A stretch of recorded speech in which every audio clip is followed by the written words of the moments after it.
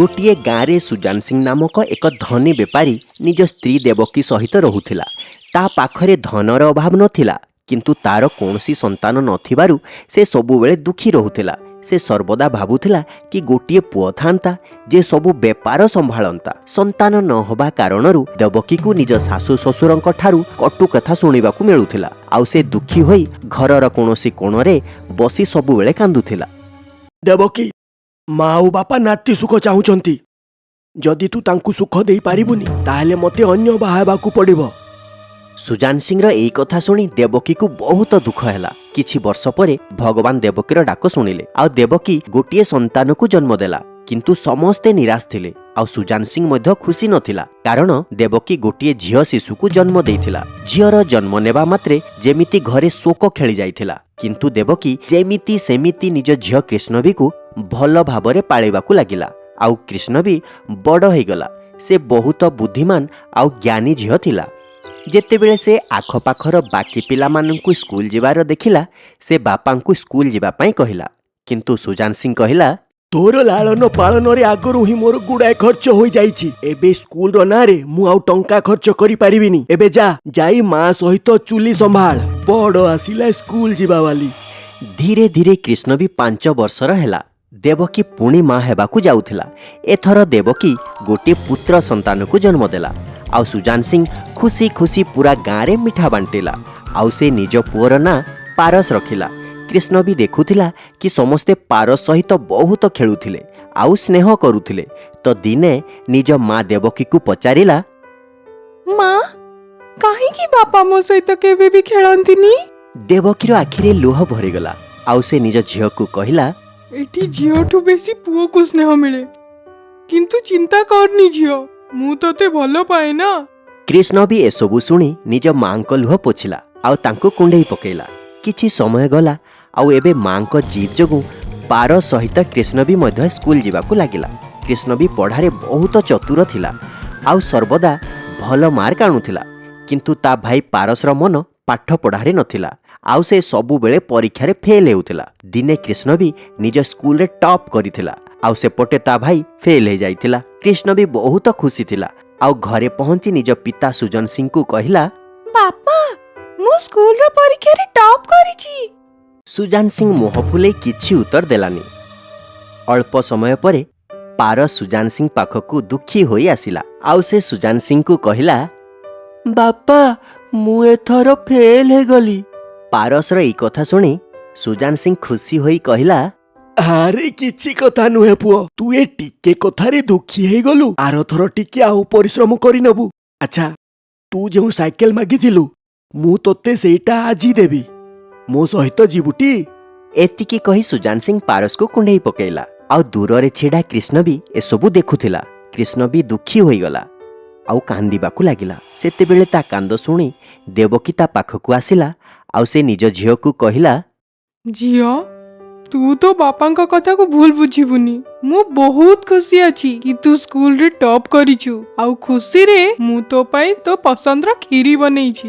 किछि दिन परे दुई संतान बड़ होई गले। आउ कृष्णवीर विवाह सहरर गोटे सेठ सहित होई गला, जे बयस रे ता ठारू बहुत बड़ थिला। कृष्ण भी ससुर घर को चलीगला। पारस को ता बापांक स्नेह प्रेम एते मात्रा रे बिगाड़ी देइथिला कि से पूरा पूरी निकर्मा हो जाइथिला। दिने पारस बापा सुजान सिंह पाखकू जाई कहिला, बापा मु एई झियो सहित बाहा हे जाइछि।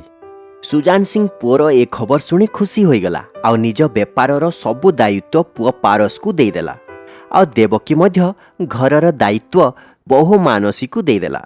पारस तो निज स्त्रीर सबु कथा मानुथिला। थरे सुजान सिंह को हार्ट अटैक आसिला आउ से रोगरे पड़ीगला। तो दिने पारसर स्त्री ताकू कहिला, सुनुच मु भाबुची कि हमको शहर को पळेई जिबा कथा। एठी गाँ रे कोन रहिछि? रोगिणा माँ बापांक सेवा आउ ई बेकार खर्च।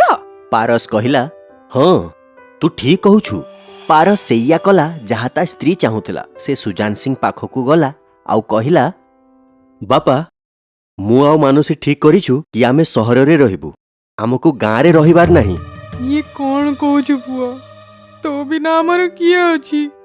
जदि तू हमको एई परिस्थिति रे छाड़ी चली जिबु तो आमे कहा सहारा रे बंची रहिबु? तो बापा तो ପାଇଁ ସବୁବେଳେ କେତେ କଣ ନ କରିଛନ୍ତି।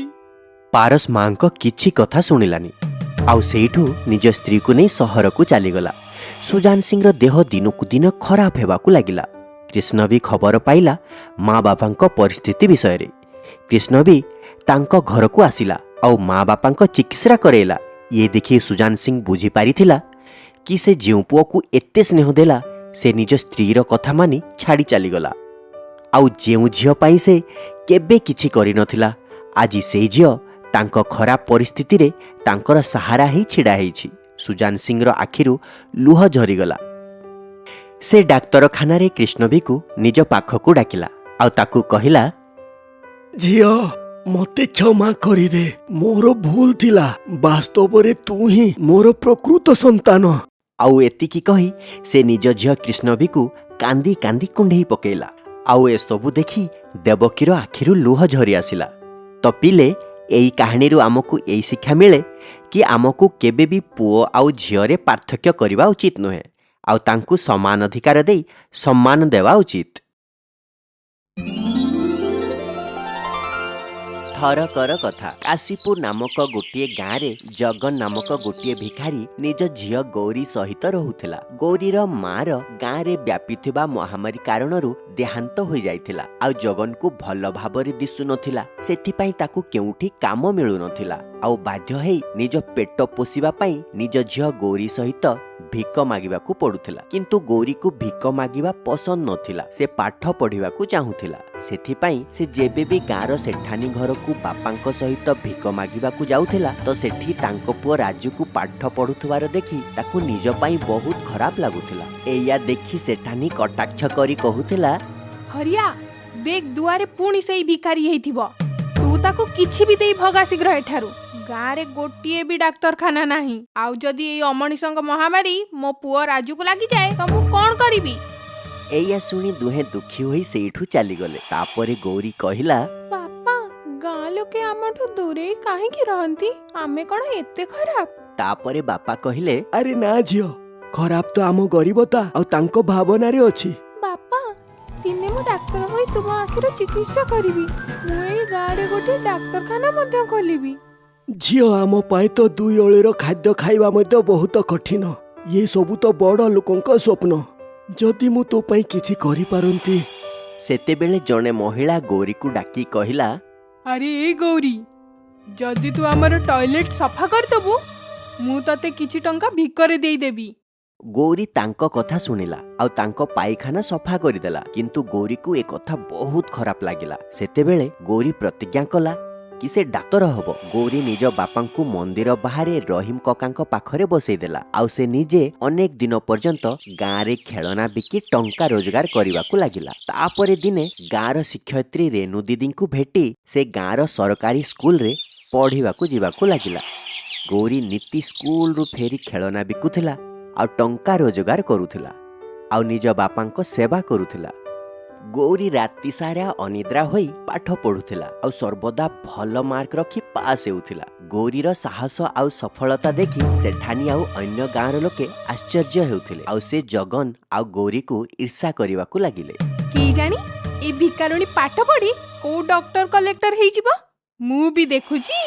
ଗୌରୀ ପ୍ରତିବର୍ଷ ଭଲ ମାର୍କ ରଖି ପାସ୍ ହେଉଥିଲା ଆଉ ଶିକ୍ଷୟିତ୍ରୀ ରେଣୁ ମଧ୍ୟ ଗୌରୀକୁ ପଢ଼ାରେ ବହୁତ ସାହାଯ୍ୟ କରୁଥିଲେ। ଧୀରେ ଧୀରେ ସମୟ ବିତିବାକୁ ଲାଗିଲା ଆଉ ଗୌରୀ ବଡ଼ ହେବାକୁ ଲାଗିଲା। ସେ ନିଜ ପରିଶ୍ରମ ଆଉ ନିଷ୍ଠା ସହିତ ସ୍କୁଲର ପଢ଼ା ସମାପ୍ତ କରି ଆଗକୁ ଡାକ୍ତରୀ ପଢ଼ିବା ପାଇଁ କଲେଜରେ ପ୍ରବେଶ ପାଇଁ ପରୀକ୍ଷା ଦେଲା ଆଉ ପରୀକ୍ଷାରେ ଉତ୍ତୀର୍ଣ୍ଣ ମଧ୍ୟ ହେଲା। ଇଏ ଖବର ଶୁଣି ଗୌରୀର ବାପା ଆଉ ଶିକ୍ଷୟିତ୍ରୀ ରେଣୁ ଦୁହେଁ ବହୁତ ଖୁସି ହୋଇଗଲେ। ବାପା ଡାକ୍ତରୀ ପାଠ ପଢିବା ପାଇଁ ମତେ ସ୍କଲାରସିପ ମଧ୍ୟ ମିଳିଛି। କିନ୍ତୁ ଏବେ ଗୌରୀକୁ ନିଜ ବାପାଙ୍କୁ ଛାଡ଼ି ଡାକ୍ତରୀ ପଢିବା ପାଇଁ ସହରକୁ ଯିବାର ଥିଲା। ସେ ଦୁଃଖୀ ଥିଲା। ସେତେବେଳେ ରେଣୁ କହିଲା, ଗୌରୀ ତୁ ଚିନ୍ତା କରନି, ଏଇଠି ସବୁ ମୁଁ ସମ୍ଭାଳି ନେବି। ଖାଲି ସହର ଯା ଆଉ ଶୀଘ୍ର ଡାକ୍ତର ହେଇ ଫେରିବୁ। ଗୌରୀ ସହରକୁ ପଢିବା ପାଇଁ ଚାଲିଗଲା। ସମୟ ବିତିବାକୁ ଲାଗିଲା। ସେ ନିଜ ସପନ ଆଡକୁ ସଫଳତାର ସହିତ ତୀବ୍ର ଗତିରେ ବଢୁଥିଲା। କିଛି ଦିନ ଯାଏଁ ତାର କୌଣସି ଖବର ଆସିଲାନି। କିଛି ବର୍ଷ ପରେ ଗାଁରେ ପୁଣି ମହାମାରୀ ଜୋରରେ ବ୍ୟାପିବାକୁ ଲାଗିଲା। ଆଉ ରେନୁ ଆଉ ତା ବାପା ସହିତ ସେଠାନୀ ଆଉ ତା ପୁଅ ରାଜୁ ସମସ୍ତେ ରୋଗରେ ପଡିଗଲେ। ଆଉ ସହରର ଗୋଟିଏ ଛୋଟ ସରକାରୀ ଡାକ୍ତରଖାନାରେ ଭର୍ତ୍ତି ଥିଲେ। କିନ୍ତୁ ଅନେକ ଦିନ ପର୍ଯ୍ୟନ୍ତ କେହି ଡାକ୍ତର ଆସିଲେନି। ସମସ୍ତେ ବହୁତ ଦୁଃଖୀ ଥିଲେ ଆଉ ନିରାଶ ହୋଇ ଭଗବାନଙ୍କୁ ଜୀବନ ପାଇଁ ପ୍ରାର୍ଥନା କରିବାକୁ ଲାଗିଲେ। ସେତେବେଳେ ଜଣେ ନର୍ସ ଆସି କହିଲା, ଏବେ ତୁମକୁ ଚିନ୍ତା କରିବା ଦରକାର ନାହିଁ। ଆଜି ସରକାରଙ୍କ ତରଫରୁ ସହରର ସବୁଠୁ ବଡ ଡାକ୍ତରାଣୀ ଏଇଠିକି ଆସୁଛନ୍ତି। ଇଏ ଖବର ଶୁଣି ଗାଁ ଲୋକେ ବହୁତ ଖୁସି ହୋଇଗଲେ। ସେତେବେଳେ ଡାକ୍ତରଖାନାରେ ଗୋଟିଏ କାର ଆସି ପହଞ୍ଚିଲା। ସେଥିରୁ ଜଣେ ଡାକ୍ତରାଣୀ ଓହ୍ଲେଇଲା। ନଗର ସରପଞ୍ଚ ତାକୁ ଫୁଲମାଳ ଦେଇ ତାଙ୍କର ସ୍ୱାଗତ କଲେ। ଯେବେ ସେ ଡାକ୍ତରଖାନା ଭିତରକୁ ଆସିଲା, ସମସ୍ତେ ତାକୁ ଦେଖି ଆଶ୍ଚର୍ଯ୍ୟ ହୋଇଗଲେ। କାରଣ ସେ ଡାକ୍ତରାଣୀ ଆଉ କେହି ନୁହେଁ, ସେଇ ଭିକାରୁଣୀ ଝିଅ ଗୌରୀ ଥିଲା। ଗୌରୀ ନିଜ ବାପାଙ୍କ ପାଦ ଛୁଇଁ ତାଙ୍କର ଆଶୀର୍ବାଦ ନେଲା। ଆଉ ତାପରେ ସେ ସବୁ ଗାଁ ଲୋକଙ୍କ ଚିକିତ୍ସା କରିବା ଆରମ୍ଭ କଲା। ଗୌରୀର ଚିକିତ୍ସାରେ କିଛି ଦିନରେ ସମସ୍ତେ ଠିକ ହୋଇଗଲେ। ଗୌରୀ ନିଜ ବାପାଙ୍କ ଆଖିର ଅପରେସନ କରେଇଲା। ତାଙ୍କ ଆଖିର ରଶ୍ମି ଫେରେଇ ଆଣିଲା। ଗୌରୀର ପରିଶ୍ରମ, ନିଷ୍ଠା ଆଉ ସଫଳତା କାରଣରୁ ଆଉ ଥରେ ପୁରା ଗାଁ ମହାମାରୀ ରୋଗରୁ ସମ୍ପୂର୍ଣ୍ଣ ଭାବରେ ମୁକ୍ତ ହୋଇଗଲା। ଆଉ ସେଠାନି ସହିତ ବାକି ଗାଁ ଲୋକଙ୍କୁ ନିଜ ଭୁଲର ପଶ୍ଚାତାପ ହେଲା। ସମସ୍ତେ ଗୌରୀକୁ ଫୁଲମାଳ ପିନ୍ଧେଇ ତା ନାଁର ଜୟ ଜୟ କରିବାକୁ ଲାଗିଲେ। ଆଉ ଏଇଆ ଦେଖି ଗୌରୀର ବାପାଙ୍କ ଛାତି ଗର୍ବରେ ଫୁଲି ଉଠିଲା। ତାହେଲେ ପିଲାମାନେ, ଏଇ କାହାଣୀରୁ ଆମକୁ ଏଇ ଶିକ୍ଷା ମିଳେ କି ଯଦି ଗୌରୀ ପରି ପରିଶ୍ରମ, ନିଷ୍ଠା, ଦୃଢ ନିଶ୍ଚୟର ସହିତ କୌଣସି କାମକୁ କରାଯାଏ, ତାହେଲେ ସେଥିରେ ଆମକୁ ସଫଳତା ନିଶ୍ଚୟ ମିଳିବ।